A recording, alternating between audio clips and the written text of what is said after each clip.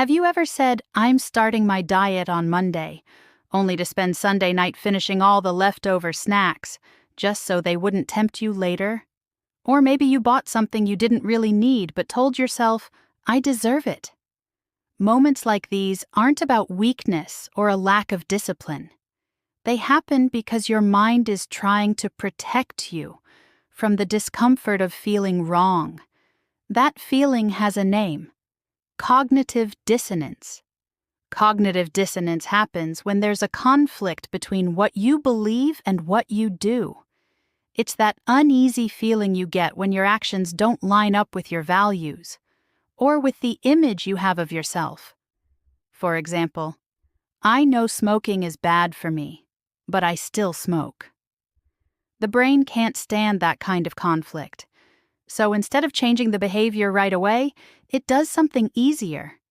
It tells itself a little lie to feel better. Well, everyone dies from something. That's how it reduces cognitive dissonance. You don't change the habit, you change the story.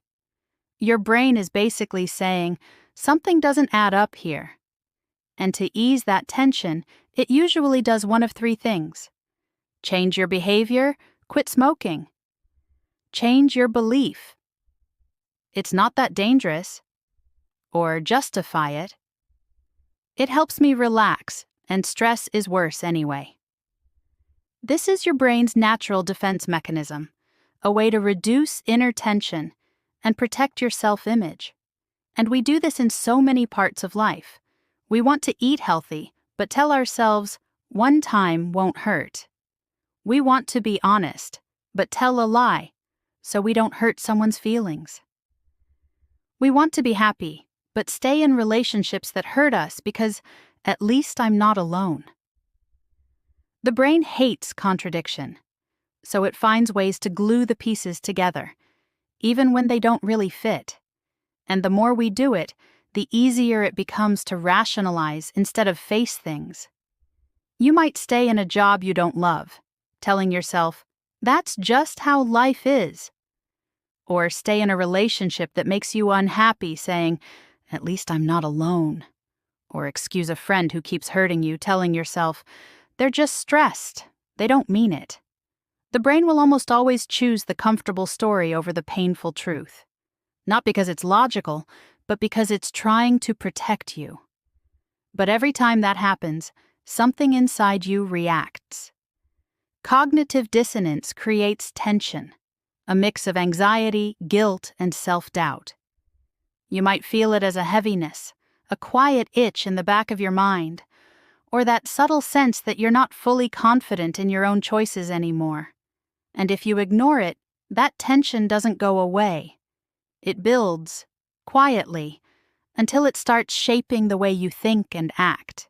It can lead to procrastination, low self-esteem, or that strange emotional distance, that feeling of, "I don't really feel like myself anymore." Cognitive dissonance isn't just mental conflict. It's your mind's way of protecting you. When something threatens the image we have of ourselves, "I'm a good person. I have self-control. I make good choices." The brain steps in to defend that image, because admitting that we've acted against it would mean we have to rebuild the story of who we are, and that hurts. So instead, the mind finds ways to soften the conflict, not because we're dishonest, but because we're trying to preserve our inner balance. But here's the good part, that tension can actually become something positive. Instead of fearing it, you can see it as a signal for change. When you feel that inner voice saying, "Something's off," it's your brain telling you, there's a gap between what you believe and what you're doing. If you can just sit with that feeling, without ignoring it or justifying it, that's often the first real step toward change. Cognitive dissonance isn't something to get rid of. It's something you can work with. And it starts in simple, human ways. Notice the moment you feel uncomfortable. Don't avoid it. Just acknowledge it. That alone is a huge step.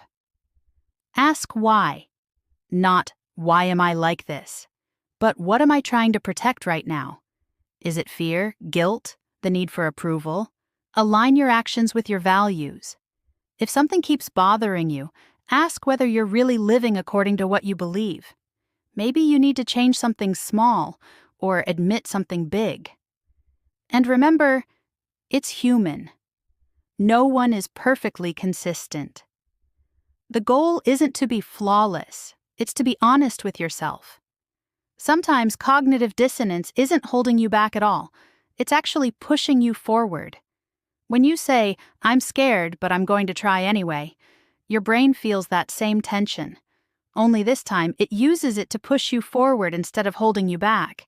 It's like convincing your emotions that it's worth taking the leap.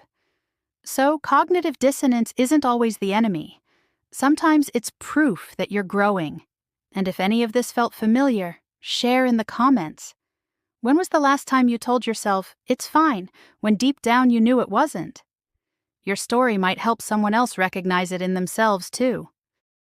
Thank you for watching until the end. If you enjoyed this video, please give it a like and consider subscribing for more videos like this one.